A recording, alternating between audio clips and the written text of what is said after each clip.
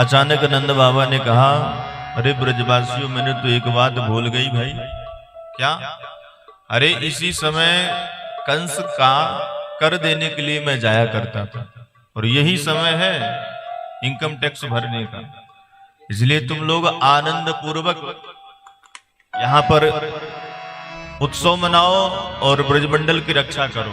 मैं जा रहा हूं कंस को कर देने के लिए। गोपान गोकुल रक्षायाम निरूप मथुरां गतः नंदः कंसस्य वार्षिक्यं करं दातुं कुरुद्वः। सुखदेव बाबा कहते हैं, अरे कुरुद्वह एक नाम परीक्षित का ही है, क्योंकि कुरुवंश में परीक्षित का जन्म हुआ। तो कहते हैं, राजन नंद बाबा चल दिए कंस को कर देने के लिए, लेकिन मन तो उनका ब्रजमंडल में ही रखा हुआ है, लाला के पास ही रखा हुआ है। पर नंद जी ने सोचा, आतंकवादी राजा है, समय में अगर हमने कर ना चुकाया तो कोई पटांग न कर दे। चल दिए, कंस को कर दिए, और वहीं पर नंद बाबा की भेंट वसुदेव जी से हो गई, क्योंकि कंस ने कुछ दिनों के लिए वसुदेव जी और देवकी को छोड़ दिया था। ये देवता लोग भी झूठ बोलते हैं। 8वें में लाला होना चाहिए तो लाली हो गई। इसलिए बहन जी मुझे माफ कर दो, मैंने बहुत कष्ट दिए तुमको। इतना कह करके कंस ने दोनों को रिहा कर दिया। अब वसुदेव जी ने नंद जी को देखा तो घबरा गए। अरे राम राम, मैं तो अपने बालक को इनके घर छोड़ करके आया, और ये इस तरह से मथुरा में घूम रहे हैं। अरे ये ठीक नहीं है, चल करके मुझे इनको सावधान करना चाहिए।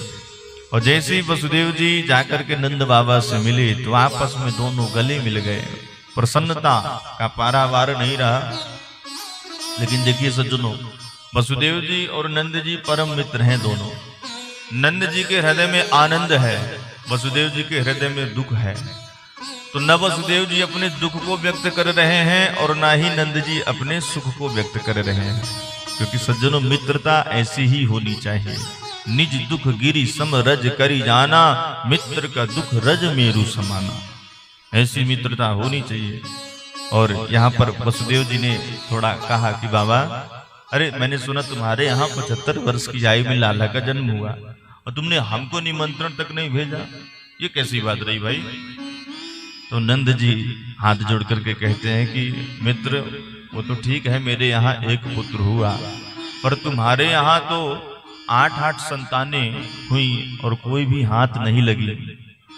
तो मित्र ये बताओ कि एक पुत्र का सुख तुम्हारे 8 संतानों के दुख के आगे मैं कैसे व्यक्त कर सकता था? अहो ते देवकी पुत्रा कंसेन बहवो हता, एका वसिष्ठा वरदा कन्या सापि दिवं गता। मैंने सुना कि 8वें में एक कन्या हुई, वो भी आकाश मंडल में जाकर के उड़ गई। तो मित्र, तुम्हारे यहाँ तो इतने कष्ट हुए, और इन कष्टों के सामने मैं कैसे अपने एक पुत्र का सुख तुमसे व्यक्त कर सकता? सज्जनों, यही है मित्रता। अचानक वसुदेव जी ने देखा और देख करके बस नंद जी से कहा कि बस नंद जी, मैं ज्योतिष का परम विद्वान हूं, और तुम्हारी मस्तक की रेखाओं को देख करके मुझे ऐसा लग रहा है कि तुम्हारे घर में कोई न कोई उत्पात होने वाला है, इसलिए तुम जल्दी से अपने घर को जाओ। और जैसे ही उत्पात की बात नंद बाबा ने सुनी, वहां से तुरंत चल दिए भगवान का स्मरण करते हुए। नंदः पतिवचः सौरैर् नम्रसेति विचिन्तयन् हरिं जगाम शरणं पातां संकितः। उत्पात की शंका से नंद जी महाराज जल्दी जल्दी दौड़ लगा करके चले दिए। इधर कंस आपातकालीन सभा बुलवाई। उस सभा में सभी राक्षस लोग बैठे हैं, बड़े बड़े सब बैठे हुए हैं, अघासुर, शकटासुर आदि आदि राक्षस सब जो कंस के मित्र थे, पूतना भी बैठी हुई थी। तो कंस ने सभी से कहा कि भाई तुम लोगों को तो पता है कि आज से 20 वर्ष पहले एक आकाशवाणी हुई थी कि देवकी का 8वां लाल मेरा काल होगा, लेकिन 8वां लाल तो हुआ नहीं, ऊपर से लाली हुई और वो ऊपर ही चली गई वो। लेकिन उसने ये कहा है कि ब्रजमंडल में ही वह मेरा काल, इस 84 को उसके ब्रजमंडल में ही है। मैं तो चाहता हूं कि भाई आज से 7 दिन पहले तक जितने भी पुत्र हुए हैं उनको जाकर के समाप्त कर दो, क्योंकि इन्हीं बच्चों में मेरा काल भी होगा और मैं आगे खतरा मोड़ लेना नहीं चाहता। इसलिए बताओ ये काम कौन कर सकता है? पूतना खड़ी हुई, भैया मैं जाऊंगी ना, आपका काम करके आऊंगी। कंस ने कहा बहना तू कैसे जाएगी? अरे तेरा इतना लंबा चौड़ा शरीर है, काली कलूटी रखी, तेरे को ब्रजमंडल में कौन घुसने देगा? पूतना ने कहा वो सब छोड़ो भैया, मेरे ऊपर, मैं सब अपना स्वरूप बना लूंगी, बन ठन करके बढ़िया चली जाऊंगी। आजकल बहुत बढ़िया बढ़िया, ऐसे में तो सब हो जाता है, ब्यूटी पार्लर चली जाऊंगी, बढ़िया श्रृंगार करके आ जाऊंगी। अब पूतना तो माया का स्वरूप बनाया, और आजकल ब्यूटी पार्लर में भी काले काले लोग गोरे होकर के निकलते हैं, पहचान नहीं पाओगे कि वही है ये क्या? तो पूतना ने कहा आप चिंता ना करो भैया, मैं सारी व्यवस्था बना लूंगी। बोलिए भक्त वत्सल भगवान की जय। कंस ने आदेश दे दिया, पूतना चलती ब्रजमंडल में आई। ब्रजमंडल में आकर के देख रही है नंद जी के यहाँ हजारों लोग आ रहे हैं, जा रहे हैं, जरूर लगता है किसी लाला का जन्म हुआ है।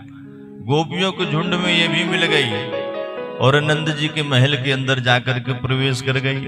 सभी गोपियां बधाई दे रही थी, तो ये भी बधाई देने का नाटक करने लग गई। अरे यशोदा, मुझे पता चला कि तुम्हारे यहाँ 80 वर्ष की आयु में लाला हुआ, मेरे से तो रहा नहीं गया, मैं दौड़ी दौड़ी चली आई। बहुत बहुत बधाई हो, बहुत बहुत बधाई हो। यशोदा जी अब नीचे से ऊपर तक देखें कि ये मेरी कौन सी रिश्तेदार है, कौन सी बहन होगी, और अब पूछें तो बेचारी को दुख लगेगा कि मैं इतने भाव से आई बधाई देने के लिए, मेरे से पूछ रही है तू कौन है। यशोदा ने कहा कोई बात नहीं बहनाओ, तुम सबके आशीर्वाद से ही तो हुआ है, वैसे तो मैंने आशा ही छोड़ दी थी, पर भगवान की कृपा से हो गया, और आओ आओ, बहुत बहुत धन्यवाद तुम सबका। पूतना ने कहा वो सब तो ठीक है, पर अपने लाला का दर्शन तो करा। यशोदा मैया ने कहा वो पालने पर जाकर के देख सो रहा है, मैं थोड़ा जाती हूँ, तब तक अतिथि सत्कार कर लेती हूँ। पूतना तो यही चाहती थी कि एकांत में हमको मिल जाए, हम अपना काम करके चलें। पूतना अपने स्तनों पर कालकूट विष लगा करके आई है सज्जनों, माया का स्वरूप भी बना करके आई है, और पालने में जैसे ही भगवान के पास पहुंची, जो हमारे श्री कृष्ण ने पूतना को देखा तो पट्ट से आंखें बंद कर ली। विबुद्धतां बालकमारिकाग्रहं चराचरात्मा सन्मीलिते क्षणः। आंखें बंद कर लिया भगवान ने यहाँ पर। अब श्री कृष्ण ने आंखें क्यों बंद की? क्या श्री कृष्ण पूतना को देख करके डर गए? ना, भगवान क्यों किसी से डरेंगे। अब यहाँ पर भागवत में तो ये बात नहीं आई है कि भगवान ने आंखें क्यों बंद करी, लेकिन संतों ने बड़े सुंदर सुंदर भाव रखे हैं। एक संत कहते हैं कि पूतना है मायावती, माया का स्वरूप बना करके पूतना आई है, और भगवान श्री कृष्ण है मायापति। तो मायापति की आगे मायावती की चाल चल सकती है क्या? भगवान ने सोचा अगर हमने इस पर दृष्टि डाल दी तो इसका असली स्वरूप सामने आ जाएगा, और अगर असली स्वरूप राक्षसी का सामने आ गया, पहाड़ जैसा शरीर अगर ब्रजवासियों ने देखा तो उछल कूद मच जाएगी, मेरा उत्सव चल रहा है, सब घबराने लग जाएंगे। तो भगवान ने सोचा ना, आंख खोलना ठीक नहीं है, बंद कर ली। अथवा भगवान ने सोचा कि दृष्टि वहीं पर डालनी चाहिए जो दृष्टि का पात्र हो, कुपात्र पर दृष्टि भी नहीं डालनी चाहिए, जो देखने योग्य नहीं है उसको देखना नहीं चाहिए। यहाँ पर भगवान ने यह विचार करके अपनी आंखें बंद कर ली।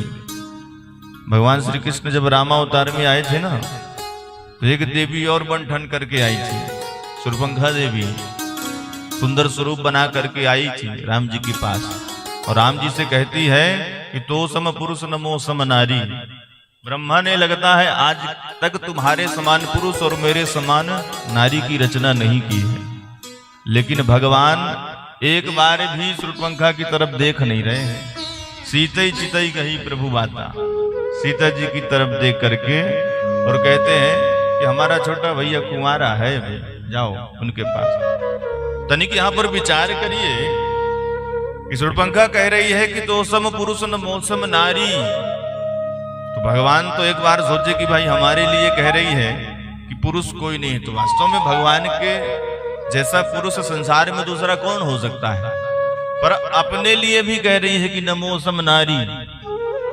तो एक बार तो भगवान को देखना चाहिए कि ये विश्व सुंदरी कौन है, पर भगवान ने एक बार भी दृष्टि डाल करके नहीं देखी। सीता जी की तरफ देख करके कहते हैं लक्ष्मण है हमारा कुमारा। संकेत क्या मिल रहा है? भगवान बताना चाहते हैं कि भाई दृष्टि वहीं डालो जो दृष्टि का पात्र हो।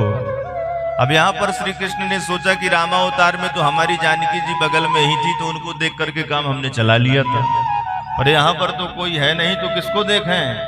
तो आंखें बंद कर लेते हैं। अथवा भगवान की आंखों में सूर्य चंद्रमा का वास है, तो सूर्य चंद्रमा मानो कह रहे हैं कि प्रभु आप इसको मारोगे, और अब आप मारोगे तो ये मुक्त भी तो हो जाएगी, तो हम लोग अपने धाम में इसको स्थान नहीं देंगे। मानो सूर्य चंद्रमा ने अपने दरवाजे बंद कर लिए हो। इस प्रकार से यहाँ पर संतों ने कई भाव रखे हैं, पर भगवान ने आंखें बंद क्यों करी है तो भगवान ही जाने। और जो पूतना ने कृष्ण को देखा आंख बंद किए, सोची डर गया बालक, उठा लिया अपने गोद में। सुखदेव बाबा कहते हैं परीक्षित ऐसे गोद में उठाया है पूतना ने श्री कृष्ण को जैसे कोई अनजान बालक सर्प को पकड़ ले। छोटा बालक अर्भक कुछ सर्प को पकड़ ले रस्सी समझ करके ऐसे उठा लिया, जानती नहीं है कि ये मेरा काल है। गोद में उठा करके और धीरे से अपने स्तनों में कालकूट विष लगा करके आई ही थी, धीरे से श्री कृष्ण के मुख में रख दिया। विचार की कि थोड़ा पिएगा काम इसका समाप्त हो जाएगा, लेकिन जब भगवान तो पहले उसके दूध को पीने लग गए, दूध को पी रहे हैं धीरे धीरे। गाढ़म कराभ्याम भगवान प्रपेड्य प्राणै समम रोष समन्वितो पिबत। यहाँ पर सुखदेव जी कह रहे हैं परीक्षित रोष समन्वितो पिबत। भगवान श्री कृष्ण पूतना के दुग्ध को क्रोधित होकर के पी रहे हैं, और क्रोध के देवता है भोले बाबा। मानो यहाँ पर भोले बाबा का भी स्मरण कर रहे हैं, हे भोले बाबा समुद्र से जितना कालकूट विष निकला था आपने ही पान किया था, अब हम तो दूध पिएंगे, आप विषपान करिए और इसके प्राणों को भी पीजिए। और जैसे ही भगवान इसके प्राणों को खींचने लग गए वैसे ये चिल्लाने लग गई। मर्म स्थलों पर पीड़ा हुई तो बड़ी जोर जोर चिल्लाने लग गई। सामुंच मुंचालमिति प्रभासणी निष्पीड्यमाना खिल जीव मर्मणि। अले लाला छोड़ छोड़ छोड़ छोड़। 7 दिन के कन्हैया ने कह दिया मौसी जी हमको छोड़ना नहीं आता, एक बार जिसको पकड़ लेते हैं फिर छोड़ते नहीं हैं। अब तो घबरा गई कि ये नेक सा छोरा बात कर रहा है, अपने वास्तविक स्वरूप पर आई और अपने स्वरूप में आकर के आकाश मंडल से उड़ करके और लाला को लेकर के भागने लग गई मथुरा की तरफ। भगवान ने सोचा लगता है ये तो आज ही मामा जी से मिला देगी हमें। भगवान उसके गला को दबाए और उसके प्राणों को हर लिए। बोलिए दुष्ट निकंदन भगवान की। पूतना का शरीर गोकुल और मथुरा के रास्ते पर जाकर के धड़ाम से गिरा। पूरे ब्रजमंडल में खलबली मच गई। मैया कोई राक्षसी आई है, लाला को उठा करके ले गई है। अब मैया घबराई, दौड़ करके पहुंची पूतना के शरीर के पास। पहाड़ जैसा शरीर, ग्वाल बाल पहुंचे और ग्वाल बाल सीढ़ी लगा करके पूतना के शरीर पर चढ़े और श्री कृष्ण को लेकर के मैया के गोद में ला करके दिए। और जो मैया ने श्री कृष्ण को मुस्कुराते हुए देखा तो मैया के जान में जान आई। लाला मेरा ठीक ठाक जान पड़े। लेकिन मैया यशोदा ने सोचा मेरा लाला मुर्दा छू लिया है, मुर्दा छू लिया है, इसको अब पवित्र करना चाहिए। तो कहाँ पे पवित्र हो? तुरंत मैया यशोदा लाला को लेकर के गौशाला पहुंच गई। गौशाला में जाकर के गौमूत्र से स्नान करवा रही हैं, गौ की पूंछ से झाड़ा लगा रही हैं। गोमूत्रेण स्नापयित्वा पुनर्गोरजसार्भकम् रक्षां चक्रुष सकृता द्वादशांगे सुनाम भी। मैया यशोदा यहाँ पर भगवान का नाम लेकर के और भगवान को ही झाड़ा लगा रही है। भगवान मुस्कुरा रहे हैं कि वाह भैया, हमारा ही नाम लेकर के हम ही को झाड़ा लगाया जा रहा है। भागवत जी में 8 श्लोकों में सुखदेव जी ने बाल रक्षा कवच गाया है। आप जी भी कोई बच्चों को बचपन जब छोटे होते हैं ना, नजर लग जाती है, लाए बलाए यहाँ वहाँ की हवा लग जाती है, तो माताओं को चाहिए कि इन्हीं श्लोकों का वाचन करके गैया की पूंछ से झाड़ा लगाना चाहिए और ये मंत्र पढ़ना चाहिए।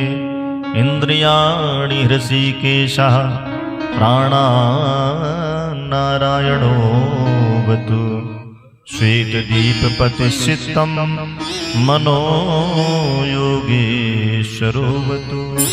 हे ऋषिकेश भगवान, हे नारायण भगवान, आप मेरे लाला की रक्षा करें। इस प्रकार से मैया का वात्सल्य देख करके भगवान प्रसन्न हो रहे हैं। अब सुखदेव बाबा कहते हैं कि परीक्षित, इतने में नंद बाबा मथुरा से लौट करके आए कंस का कर दे करके, और जैसे ब्रजवासियों ने बाबा को देखा तो सारी घटना बताई। अरे बाबा, तुम मथुरा क्या चले गए? तुम्हारे जाते ही एक राक्षसी आ गई पूतना नाम की, लाला को लेकर के आकाश मंडल में उड़ करके भग गई। अब तो नंद जी घबराने लग गए, मेरे लाला को क्या हुआ, क्या हुआ? ब्रजवासियों ने कहा चिंता ना करो बाबा, लाला तुम्हारा ठीक ठाक है, मैया की गोद में बैठा हुआ है, चिंता ना करो। तब नंद बाबा के सांस में सांस आई, मेरा लाला ठीक ठाक है। ब्रजवासियों ने कहा लाला तो ठीक है बाबा, लेकिन ये पूतना का पहाड़ जैसे शरीर है और ये गोकुल मथुरा का रास्ता ही बंद करके रख दी है, अब क्या करना चाहिए इसके शरीर को? तो जनों, पूतना का शरीर 18 किलोमीटर का था, भागवत जी में वर्णन आता है। लेकिन संत लोग तो ऐसा कहते हैं कि लाला पता है पूतना का शरीर कितना बड़ा था? जितनी बड़ी आजकल की भैंसे हैं ना, इतने बड़े बड़े जुए पूतना के शरीर में पड़े हुए थे, इतना लंबा चौड़ा शरीर बताया। तो ब्रजवासियों ने कहा कि बाबा हमको मथुरा जाना होगा तो कहां से जाएंगे, और इसका शरीर इतना बड़ा है, अब कल से बदबू भी देने लग जाएगा, तो क्या करें? बाबा ने कहा चिंता ना करो, अपने घर से कुल्हाड़ी लेकर के आओ।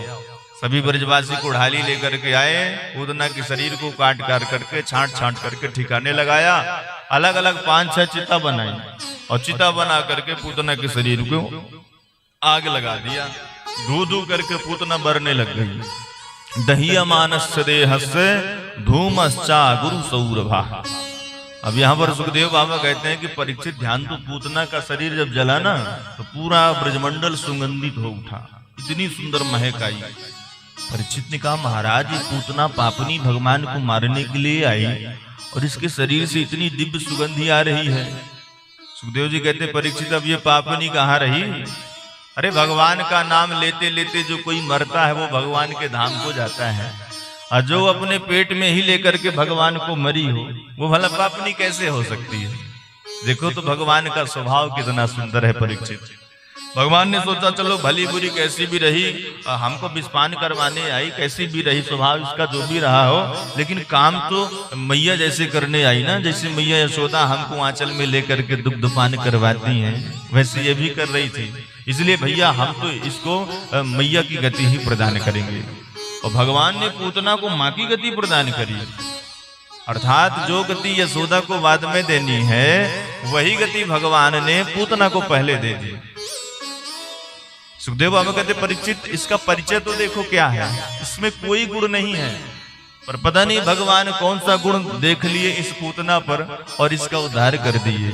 न जाने कौन से गुण पर दयानिधि रीझ जाते हैं। पूतना का परिचय बता रहे हैं। पूतना लोक बालग्नि राक्षसी रुधिरासना जिंघांसया विहरये स्तनं दत्वा पुसजगति। पूतना का नाम देखिए, नाम भी पवित्र नहीं है। पूतना, पूतना का मतलब पूतान नयति, जो पवित्र नहीं है वही है पूतना। लोक बालघनी, चलो नाम अच्छा नहीं है तो इसका घर परिवार अच्छा होना चाहिए, अच्छे कुल खानदान से होगी। तो कौन खानदान से है? राक्षसी, राक्षसी खानदान से है। बकी की बहन है ना, कंस की बहन है, बाकी बकासुर नाम का एक राक्षस कंस का भाई, उसकी बहन है ये। तो परिवार भी इसका अच्छा नहीं है। चलो परिवार अच्छा नहीं है तो व्यवहार अच्छा हो, तो काम क्या करती है, छोटे छोटे बच्चों को मार डालती है। आहार क्या है इसका, रुधिर पान करती है, रुधिरासना जिंघांसया पिहरे। अब भगवान को भी मारने के लिए, मारने के उद्देश्य से आई है। तो न इसका परिवार अच्छा है, न नाम अच्छा है, न व्यवहार अच्छा है, कुछ भी बढ़िया नहीं है। फिर भी पता नहीं भगवान ने ऐसा कौन सा गुण देख लिया जो इस पर कृपा कर दी। तो भगवान को तो कृपा का बहाना चाहिए ठाकुर जी को, हमारे जीव पर कृपा करते ही हैं प्रभु हमारे। कल आप लोगों ने कथा सुनी ना अजामिल की। अजामिल कितना बड़ा पापी था, जिंदगी भर पाप ही तो किया।